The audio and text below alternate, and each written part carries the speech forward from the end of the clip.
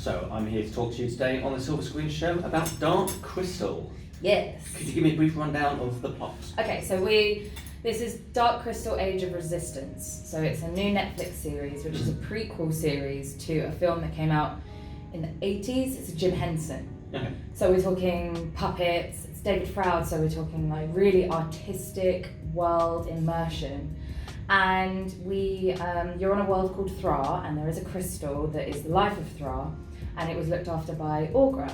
And this other like worldly race came down. I'm really lost. And they were like, oh look, we're going to give you this big telescope so you can look into the stars.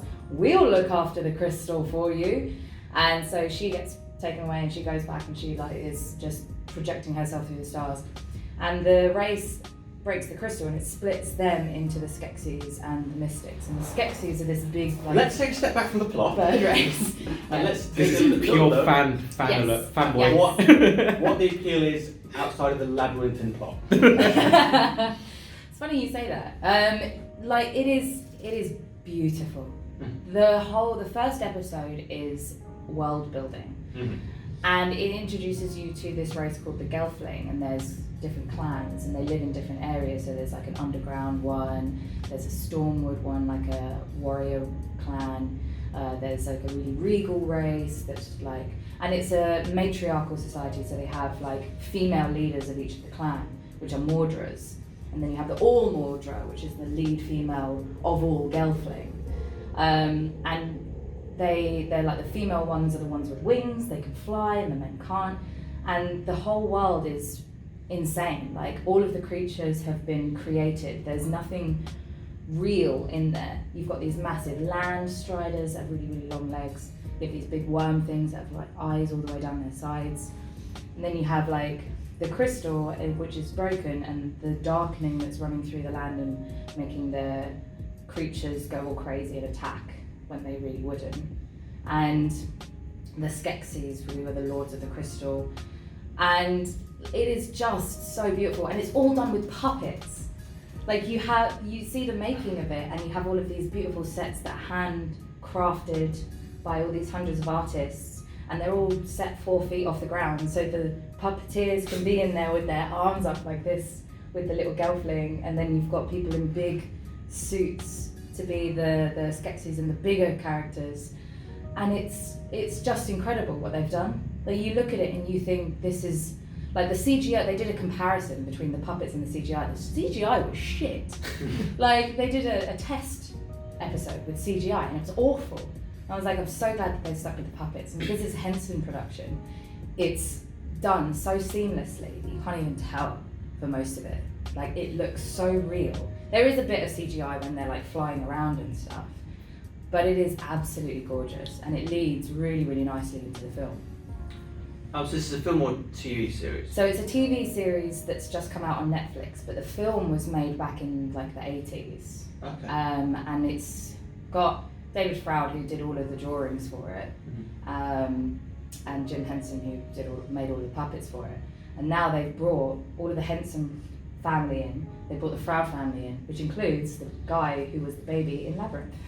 He's like one of the creative designers on the sets and stuff.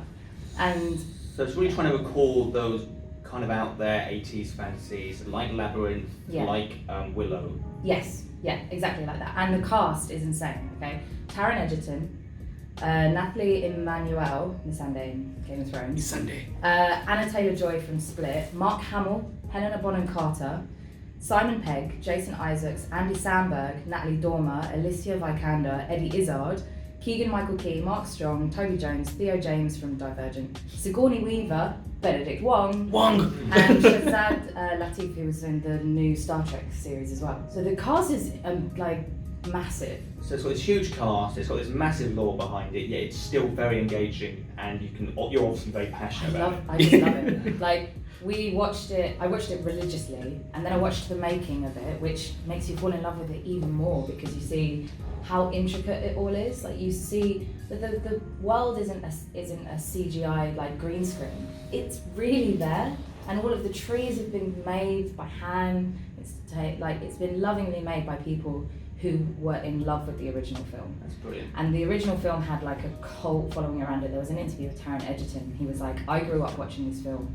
and reading all of the books that were created around it as well, like all of the fan stories and things like that. And he was like, it was such an honour to be involved in the new series as well.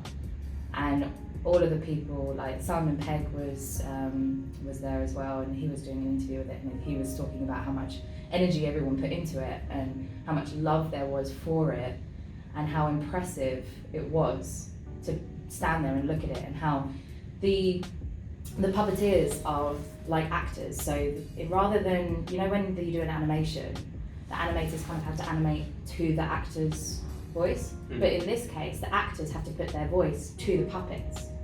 So they have to watch what the puppets are doing and act to what that is. So the puppeteers are really the ones who are leading the actors and how they're going to express their lines and how they're going to deliver those lines. So you can see from the puppet whether they want to be shouting or whether they want to be like speaking really softly and stuff. And the actors have to interpret what the puppeteers are doing, not the other way around, which I think is... So it's a technical marvel. It really is. So how many episodes is this? Just out of 10. interest. 10 episodes. 10 episodes. Hour long? About an hour, yeah. Okay, fair enough. I mean, I'm definitely willing to watch an episode just to see how it all And plays it out. is dark. Like, it's a kids thing, but it's really dark.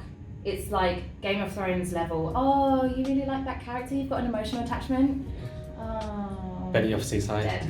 Like, it's... And it is for kids, but it's on a very, very dark level. It's like... It doesn't shield them from anything. And I think that's really, really good. Okay, great. So, on a star rating, it would be a... 5! If there was any doubt. I think they've just done it really well. They haven't cheapened it. They haven't cut corners. They've got an amazing cast in it. Who like I love Mark Hamill and Simon Pegg. Like they interact quite a lot, and it's really, really good. The interactions between the characters are really good, and the world is just stunning. It's just beautiful. Right, great. I'm definitely going to check it out sometime. Yes, do check it out. What's Gemini Man first though? No. Double bill.